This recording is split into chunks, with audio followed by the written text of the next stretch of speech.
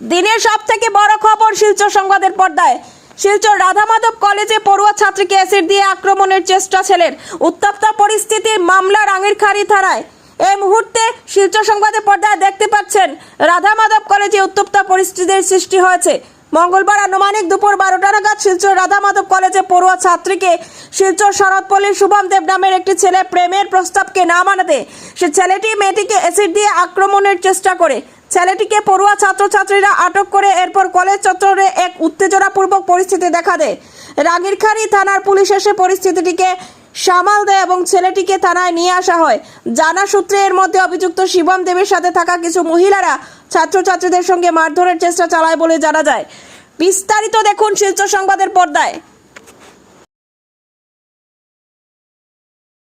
রাধামাধব কলেজে একটি জঘন্যতম ঘটনাটি হয়েছে। একটি বোন শরৎপল্লীর বাসিন্দা, শরৎপল্লীর একটি ছেলে বহুদিন থেকে ওকে প্রেমের প্রলোভন দিয়ে আসছিল। নামটি জানতে পারা যায় শুভম নাম, শরৎপল্লীতেই ওর ঘর। কিন্তু বিগত বহুদিন থেকে ওকে প্রেমের প্রস্তাব দিয়ে আসছিল।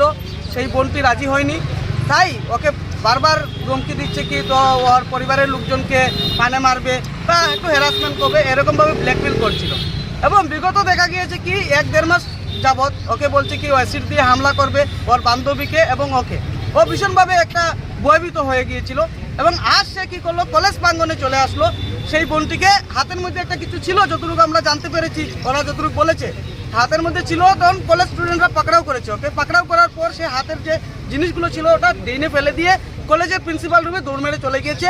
তারপরে আমরা দেখতে পেলাম পুলিশ প্রশাসন এসে ওকে সেখান থেকে রেস্কিউ করে নিয়ে এসেছেন এবং এই বোনটি একটি এফআইআর দিয়েছে।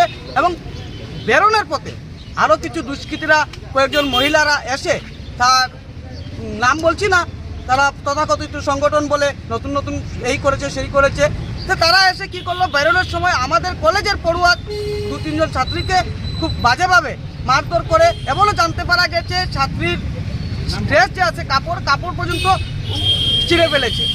বর্তমানে থানাতেই আছে বোনটি এবং রিটেন কমপ্লেন করেছে।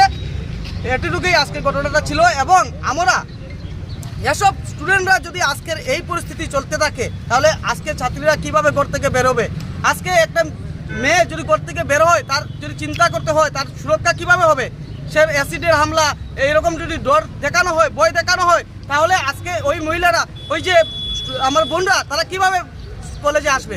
সেটা যাতে নিশ্চিত করা হয় এবং যেসব দুষ্কৃতী আছে তাদের যাতে কঠোর থেকে কঠোরতম শাস্তি হয়, যাতে এই শাস্তি দেখে পরবর্তী ক্রমে আর কোনো এই ধরনের দুষ্কৃতীরা যাতে সাহস না করে এরূপ ঘটনা ঘটানোর। যে ছেলেটা করছে কলেজের স্টুডেন্ট নয়, ছেলেটা বাইরের একটা ছেলে। কলেজ ক্যাম্পাসে একটা বাইরের স্টুডেন্ট কীভাবে ঢুকে যায়? ওটাই প্রশ্ন, কেমনি ঢুকে যায়? কারণ কলেজ ক্যাম্পাসে একটা বাইরের স্টুডেন্টরা ঢুকার কোনো কথাই নেই। তারপরও কলেজ ক্যাম্পাসে ঢুকেছে, প্রিন্সিপাল রুমে গিয়েছে, সে আত্মরক্ষা করেছে, সেটা অন্য ব্যাপার। কিন্তু এটাও একটা প্রশ্ন, কিভাবে সে ঢুকে যায়? এবং এভাবে যদি বাইরের কোনো ছেলে এসে কলেজের প্রাঙ্গণে এসে যদি কোনো মেয়েকে হুমকি দেয়, তাহলে আজকে কলেজের যারা পড়ুয়ারা আছে তারা তো অবশ্যই ভয়ভীত হবে। আপনারা কি এফআইআর করেছেন? হ্যাঁ, এফআইআর করা হয়েছে পরিবারের তরফ থেকে এবং বিভিন্ন দল সংগঠন যারা আছে কলেজের, তারাও এফআইআর করবে।